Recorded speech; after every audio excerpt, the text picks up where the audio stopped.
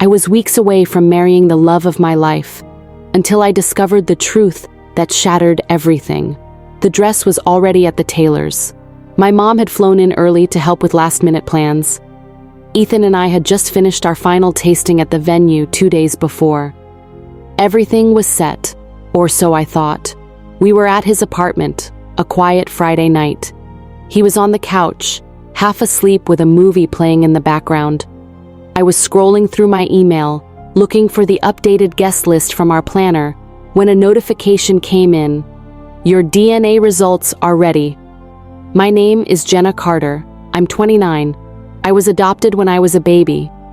I grew up in a quiet neighborhood in Oregon with 2 parents who couldn't have children of their own, Susan and Tom Carter. They gave me everything I needed: school, support, birthdays with too much cake. I always knew I was adopted. They told me when I was 7. They made it sound like a gift, that I was chosen. I believed them. Growing up, I didn't ask many questions. I wasn't one of those kids obsessed with finding their real parents. I figured if they didn't want me, then that was that. I had people who did, but it sat in the back of my mind. Not loud, just there. Every now and then when I looked in the mirror, or filled out a medical form, or met someone who looked a little like me. I moved to Seattle after college, got a job in marketing, lived alone, paid rent, drank too much coffee. Life felt normal. I met Ethan Blake on a rainy Thursday.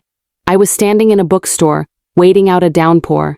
He asked if I was looking for anything specific. I told him no. He said he liked people who weren't in a hurry. We ended up talking for 20 minutes, then coffee, then dinner.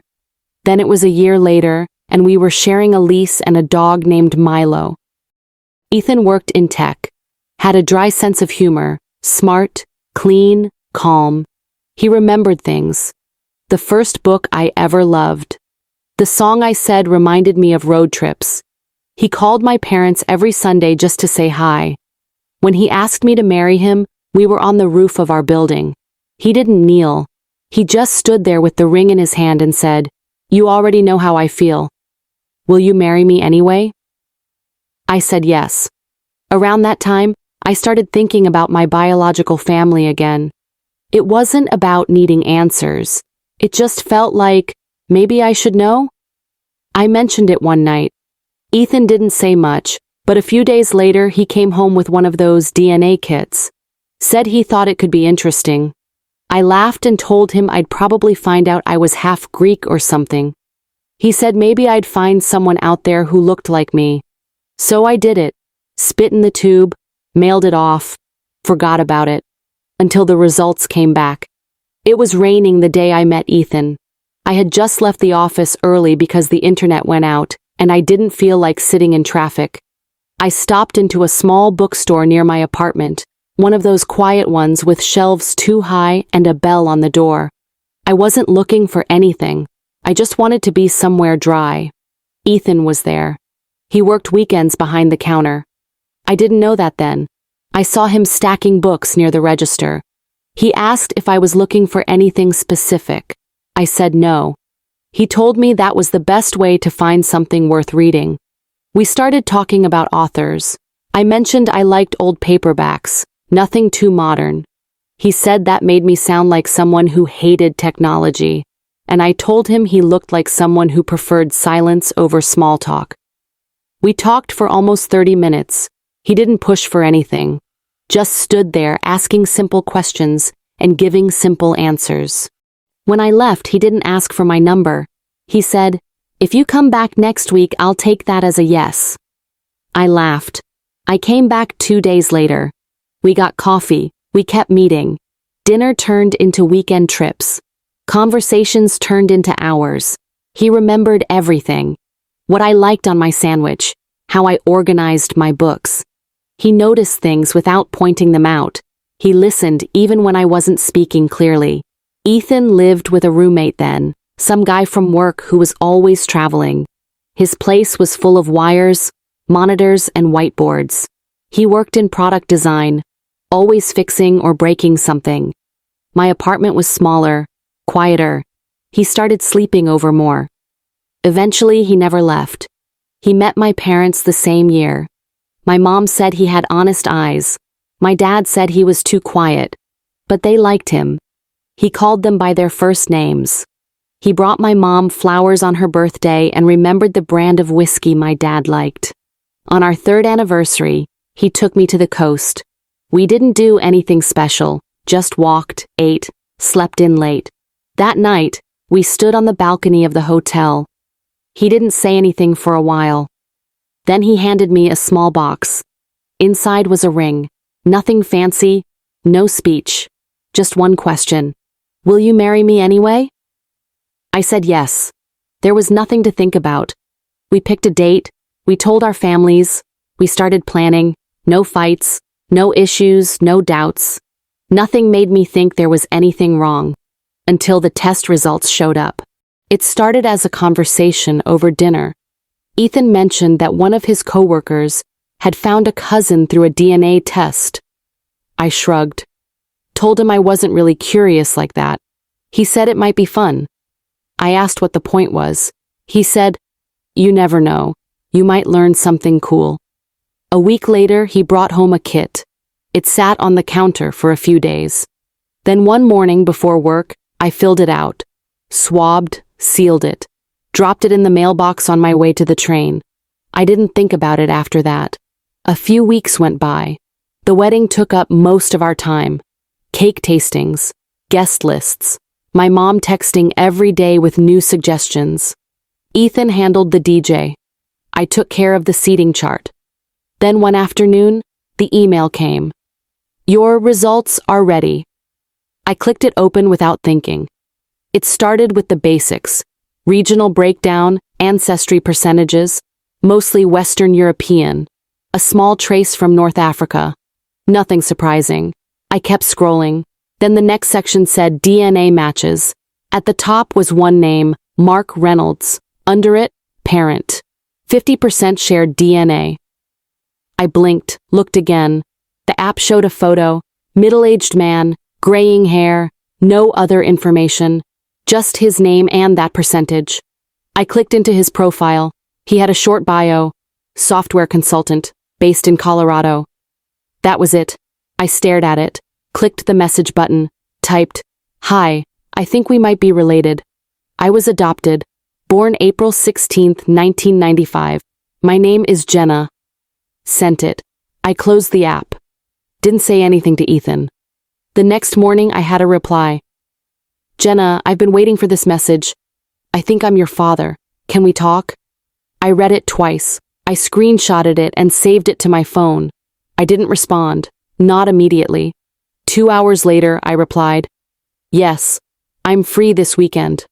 He sent a phone number. Said he'd be available anytime. I sat with that information all day. At dinner, Ethan asked if something was up. I told him I'd heard from someone through the DNA app. He asked if it was a match. I said, "Yeah, someone who says he might be my biological father." Ethan paused, said, "Do you want to meet him?" I nodded. He said, "Then you should." That weekend, I called Mark. He picked up on the second ring. His voice was steady. He said, "Jenna, I've been hoping you'd find me." We talked for almost an hour. He told me he was 52, lived outside Denver, worked remotely. He said he had a daughter from a different relationship. I asked about my mother. He paused, then said, "We weren't together long. It was a mistake. I didn't know she was pregnant until years later." He told me her name was Erica, that she passed away 5 years ago, cancer. He asked if I wanted to meet. I said I'd think about it. Later that night, Ethan asked if I felt better knowing something now. I told him I wasn't sure. Then I booked a flight to Colorado. I flew out on a Saturday morning. Ethan dropped me off at the airport, said he'd pick me up Monday, told me to take pictures. I nodded and told him I'd keep him posted. The flight was quiet. Mark picked me up himself. He waited outside the terminal with a cardboard sign that said, "Jenna," in big black marker. He was taller than I expected, thinner, wore glasses and had a short beard. He smiled when he saw me and said, "You look just like her." I didn't ask who. We drove to his house, suburbs, one story, clean lawn. He showed me the guest room and asked if I wanted water. I said yes. He brought out some photo albums and placed them on the kitchen table. We sat there for hours. He flipped through pictures, told me stories about my mother, how they met, how it didn't last. He said she never told him about the pregnancy, that he found out from her sister years later. Said by then I had already been adopted. At one point he paused, looked at me, said, "So, are you seeing anyone?" I told him I was engaged. He smiled, said, "What's his name?" I said, "Ethan Blake." He nodded, said, "What does he do?" I told him Ethan worked in product design. He asked if I had a photo. I pulled out my phone and showed him the last one we took. Ethan and I standing on the balcony with Milo in between us. Mark took the phone, stared at it for a few seconds. Then he blinked, handed it back. He stood up, walked to the sink, didn't say anything. I asked if something was wrong. He shook his head, said, "No, just thought he looked familiar." I asked if he knew him. He said, "No, just looks like someone I met years ago." We changed the subject. That night, over dinner, he asked again, "Where's Ethan from?" I told him Washington, said he grew up in Tacoma. Mark nodded, cut his food, didn't say much else. The next morning, I found him outside on the patio. He was on the phone. When he saw me, he hung up quickly, said it was a work call. We had breakfast. He asked a few more questions about Ethan, where we met, how long we'd been together. I gave short answers. Before I left for the airport, he hugged me, then said, "Jenna, if I ever ask you for a favor, just promise you'll hear me out." I said, "Okay." He said, "I mean it." I got on the plane, texted Ethan that I was heading home. He replied, "Can't wait to see you."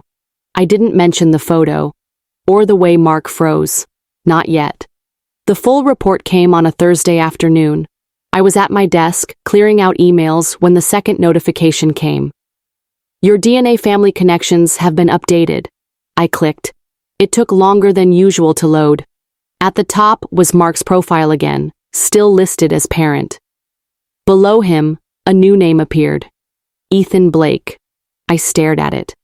The screen showed a 25% DNA match. Right under it, half-sibling, shared father, Mark Reynolds. I blinked, looked away, refreshed the page, same thing. I opened Ethan's profile, same birth year, same location. It was him. No doubt. I sat there without moving for several minutes. Then I closed the laptop. I didn't call anyone, didn't message Mark, didn't text Ethan. I just waited. Ethan didn't come home after work. Not unusual. Sometimes he stayed out late with coworkers, but at 8:47 p.m. he texted, "Running late, everything okay?" I stared at the message, typed nothing. At 9:26, the front door opened. I stayed seated. He walked in, dropped his bag, said, "Hey babe, sorry I'm late, traffic was awful." I turned, asked, "Where were you?" He paused, said, "Just had to stop somewhere first. What's going on?" I stood up, asked again, "Where were you, Ethan?" He blinked, looked down, said nothing. Then I asked the real question, "Do you know Mark Reynolds?" He didn't answer. I picked up the laptop, turned the screen, showed him the page, his name next to mine. He stared at it, said nothing. I said, "It says we have the same father." Still nothing. Then he whispered, "I was going to tell you." I asked, "When?" He sat down, held his head, said, "I found out a few days ago." I said, "How?" He told me he got his results a week earlier. Said he saw my name but didn't believe it.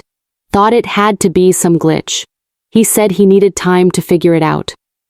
I asked, "Why didn't you say anything?"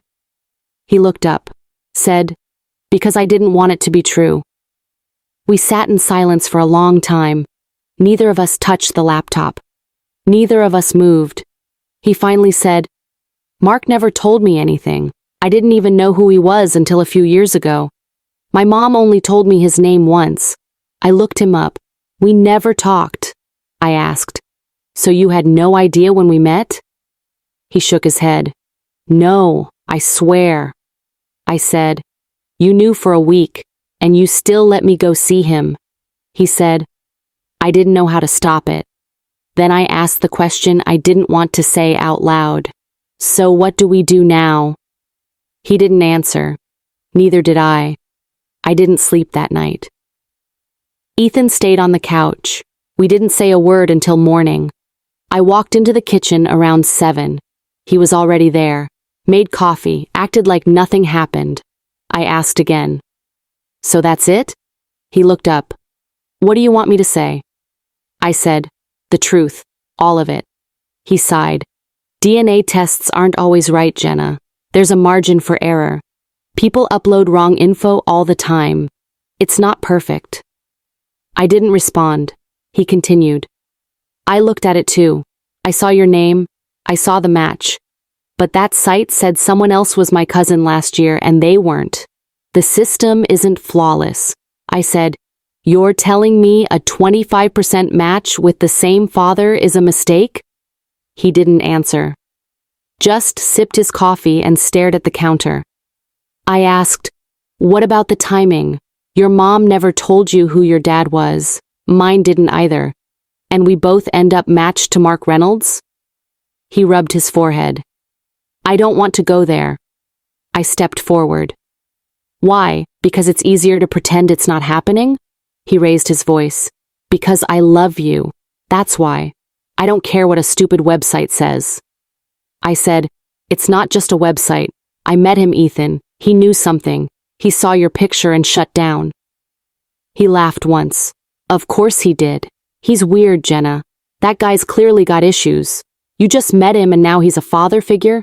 I asked. What if it's true? He looked straight at me. Then what? I didn't say anything. He grabbed his keys. Said, I'm not doing this, not right now. I asked, where are you going? He said, out. I need air. I said, you're running. He said, I'm thinking. Then he left. I sat down and opened the laptop again, stared at the match, refreshed the page. It didn't change. Ethan didn't come home that night. He sent a short message just after midnight, said he was staying with Josh, that he needed space. I didn't reply. The next morning, I went into the guest room, pulled out the old cardboard boxes from the closet. We moved in together a year ago and never fully unpacked his stuff. He said it was just junk from his mom's house. I never asked again. There were 3 boxes. I opened the first one. Textbooks, wires, loose papers. Nothing useful. Second box. Old hoodies, high school yearbooks, a few broken headphones. The third one was taped shut.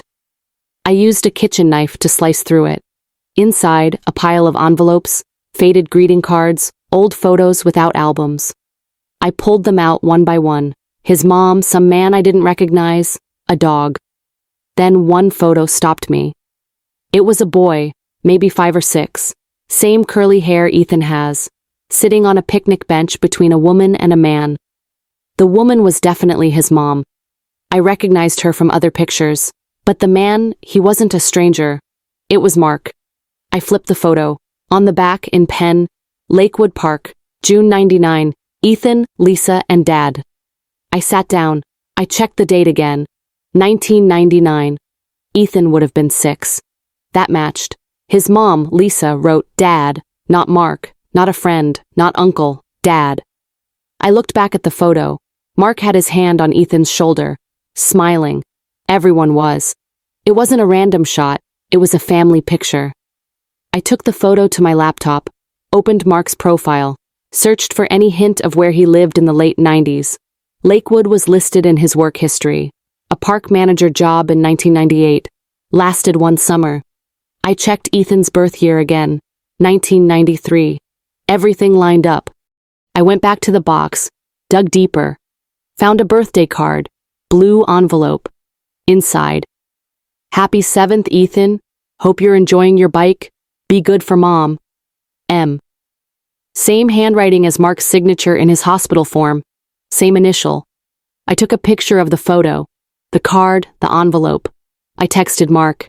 Did you know Lisa Parker? He replied 2 minutes later. Can we talk on the phone? I wrote back. Yes, now. He called. He said, yes, I knew her. I said, you're Ethan's father. He didn't deny it, just sighed, then said, I didn't know you two were together. I had no idea until I saw his face. I swear to you, Jenna, I didn't know. I said, why didn't you say anything? He said, because it was already too late. I hung up. I stared at the photo again. It was too late. Ethan came back around noon. I didn't say anything when he walked in. I just stood in the hallway holding the photo. He didn't look surprised, just stood there with his hands in his pockets, waiting. I said, you lied. He looked down, then said, I didn't know. I threw the photo onto the table. This is from your box. Your mom wrote, Dad. That's Mark. He glanced at it but didn't touch it. I don't remember him. I swear. I asked, did your mom ever mention him, even once? He nodded. She said she had a boyfriend once when I was little, but she never gave me a name, said he wasn't around.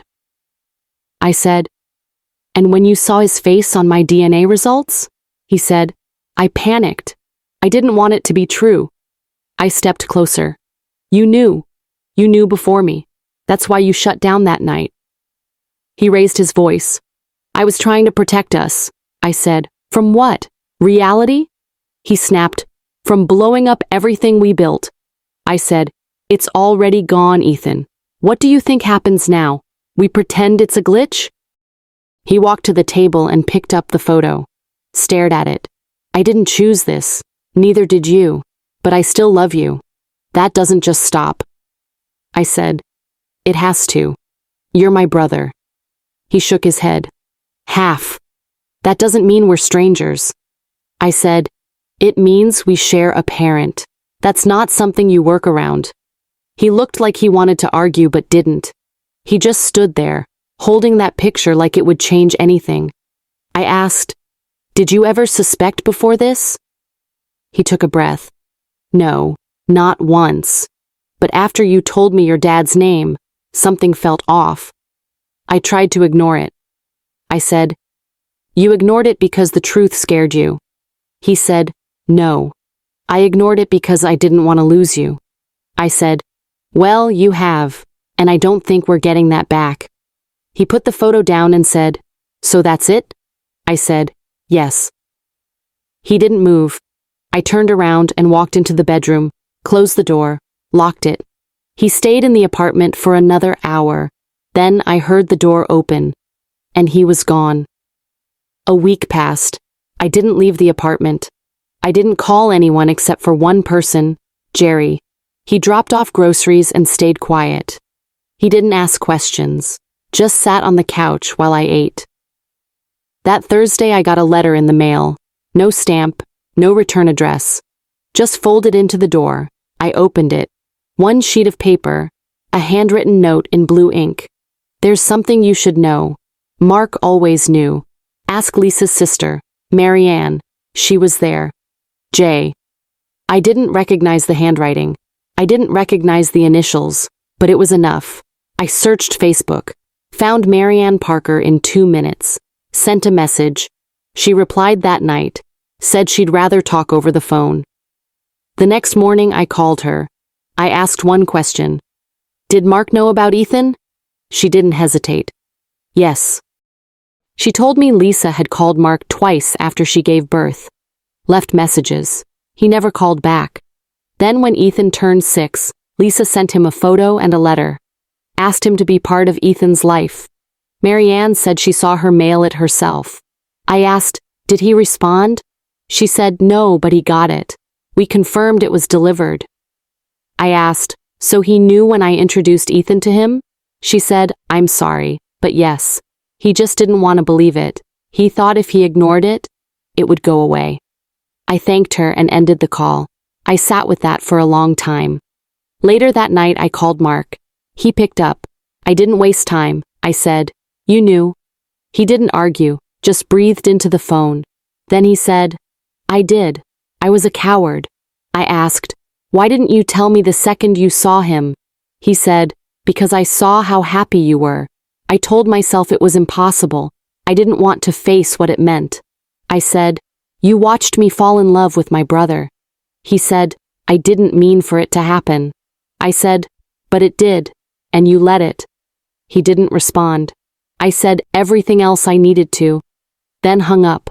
That was the last time we spoke. The invitations were already printed, deposits paid, dress picked, venue booked. I canceled everything in one day. First call was the planner. I told her it was off. She asked if I wanted to reschedule. I said no. She paused, then said she was sorry and hung up. Then the venue. They said the deposit was non-refundable. I didn't argue. I texted my bridesmaids. Just one line. "It's over. Don't ask." A few of them called. I didn't pick up. I packed the dress into the box it came in and slid it under the bed. That night, I tried calling Ethan. Straight to voicemail. I texted. No reply. By morning, he was gone. His apartment was cleared out. I drove there myself. The landlord said he left in the middle of the night, dropped the keys in the mailbox. I went inside. Empty. No furniture. No trace he'd lived there. Just one envelope on the kitchen counter with my name on it. I opened it. 2 lines. "I'm sorry, I love you, but I had to go." No signature. Nothing else. I didn't cry. I just left the note on the counter and walked out. People started asking questions. My aunt, my coworkers, even the barista from the coffee shop near my office. I told everyone the same thing. We weren't right for each other. No one believed me, but no one pushed. Weeks passed. I stopped checking my phone, stopped wondering where he was. Then one day I saw a photo online, a wedding announcement, different couple, different city, but the bride looked like Lisa, a cousin maybe. I clicked her profile. Buried in the comments, I found a tagged name, Ethan B. No profile picture. Just the name. I didn't click it. I logged out. And that was the last time I saw anything about him. There's no sound except the wind. I'm standing on the edge, looking out. Just water in every direction. No answers. No explanations. I kept thinking closure would come if I waited long enough. That maybe one day Ethan would reach out. Or Mark would apologize in a way that mattered. Or I'd stop running the conversations in my head on a loop. But nothing came. I still don't know why Mark stayed silent. I still don't know where Ethan went. And I still don't know if anything about our love was real. Or if it was just built on everything we didn't know. I just know I had to stop waiting. So I booked a flight. Rented a car. Drove 5 hours down the coast. Didn't tell anyone where I was going. And now I'm here, staring at the ocean like it has something to say. It doesn't. But I stayed there anyway, not for closure, just to feel still for a minute. I never hated Ethan.